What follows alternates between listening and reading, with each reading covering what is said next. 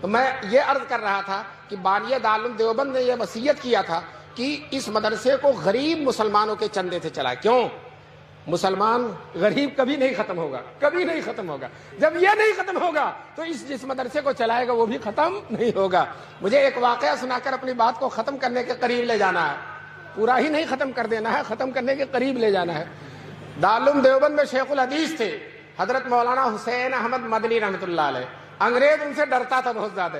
پورے ملک میں جا کر انگریزوں کو للکار, ڈرتے نہیں تھے, شیر کی طرح دہاڑتے تھے. تو انگریزوں نے سوچا ان کو دارالعلوم دیوبند سے نکلوا دیا جائے. اگر یہ دارالعلوم دیوبند سے نکل جائیں گے تو ایک تو دارالعلوم دیوبند کا اسٹیج بہت بڑا اور دوسرے ان کی شخصیت بہت بڑی, دونوں مل کر بڑی طاقت ہو جاتی ہے اور ہمیں نقصان بہت ہوتا. کم سے کم ان کو دارالعلوم سے نکلوا دیا جائے تاکہ ان کی آواز میں وہ زور نہ رہے. کم سے کم دارالعلوم کے شیخ الحدیث تو نہیں رہیں گے. لیکن چونکہ دارالعلوم دیوبند انگریزوں سے ایک پیسہ نہیں لیتا تھا تو انگریز اس پر کوئی آرڈر بھی نہیں دے سکتا تھا. حیدرآباد کے نواب جو انگریزوں کے طرفدار تھے, انگریزوں سے ملے ہوئے تھے, انگریزوں نے حیدرآباد کے نواب کو آمادہ کیا کہ آپ دارالعلوم دیوبند میں چندہ دیتے ہیں, آپ کا اثر و رسوخ ہے, آپ اپنے اثر و رسوخ کو استعمال کر کے مولانا مدنی جو ہمارے سب سے بڑے مخالف ہیں دارالعلوم دیوبند سے ان کو نکلوا دیجیے. یہ حیدرآباد کے نواب سے انگریزوں نے کہا. نواب نے نہ آؤ دیکھا نہ تو اتنا لمبا خط لکھا اور دارالعلوم دیوبند کے محتمم حکیم الاسلام قاری طیب صاحب رحمۃ اللہ علیہ تھے. خط یہ لکھا, محتمم صاحب کو معلوم ہو کہ مولانا مدنی کو مدرسے سے نکال دیا جائے. اگر ان کو نہیں نکالا جائے گا تو ہم اتنی بڑی رقم جو چندے میں دیتے بند کر دیں گے. حضرت قاری طیب صاحب کو ان بوڑھوں نے دیکھا ہوگا, حکیم الاسلام تھے, بڑی ہی لطافت کی باتیں ان کی زبان سے نکلتی تھیں.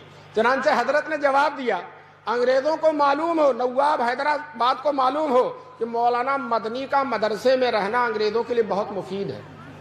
کیوں؟ ہم ان کو ہفتے میں 6 دن چھٹی نہیں دیتے, بخاری اور ترمذی پڑھواتے ہیں, جمعے کے 1 دن چھٹی کے ملتے ہیں, ملک میں کہیں جا کر انگریزوں کو للکارتے ہیں.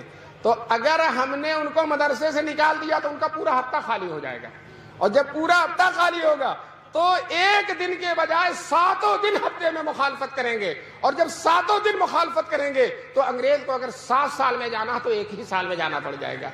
اس لیے انگریزوں کی بھی بھلائی اسی میں ہے کہ شیر کو پنجڑے میں بند رکھا جائے اور مولانا کو مدرسے میں. یہ قاری طیب صاحب نے جواب لکھا. کچھ دنوں کے بعد شیخ الاسلام حضرت مدنی کو معلوم ہوا تو دفتر اہتمام میں تشریف لائے. حضرت قاری طیب صاحب سے کہا, قاری صاحب میرے بارے میں کیا خط آیا اور آپ نے کیا جواب دیا؟ تو قاری صاحب نے کہا, خط حیدرآباد کا خط اور اپنا جواب شیخ مدنی کے سامنے رکھ دیا. حضرت مدنی نے سنجیدگی سے, وقار و تمکنت سے مطالعہ کر کے کہا, محتمم صاحب دوسرا خط لکھیے اور یہ لکھیے کہ نواب صاحب آپ نے دھمکی دی ہے کہ آئندہ چندہ بند کر دیں گے. ہم آپ سے کہتے ہیں کہ اب تک سال سے جتنا چندہ دیا آپ نے, سارے چندے کی فہرست بھیج دیجئے, آپ کی ساری رقم واپس کر دی جائے گی. آئندہ دینا تو دور کی بات ہے, آپ کی ساری رقم واپس کر دی جائے گی. آپ سمجھتے ہیں مدرسہ آپ کے چندے سے چلتا, مدرسہ اللہ کی امانت ہے اور اللہ اس کو چلانے والے. علماء نے لکھا ہے کہ حضرت قاری صاحب کا جواب حکیمانہ تھا اور شیخ الاسلام کا جواب مجاہدانہ تھا.